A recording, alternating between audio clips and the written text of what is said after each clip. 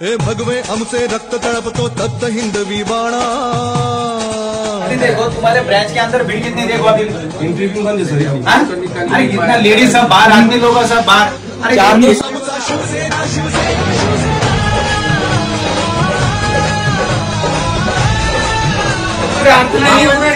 ऐका ना, तुमच्या शेतकरी लोकांना पिंपराच्या ज्या सर्कल जवळ तकलीफ झाली तर तुम्ही सांगा, यांचे बाहेरचे बाहेर आतल्या करू आपण आता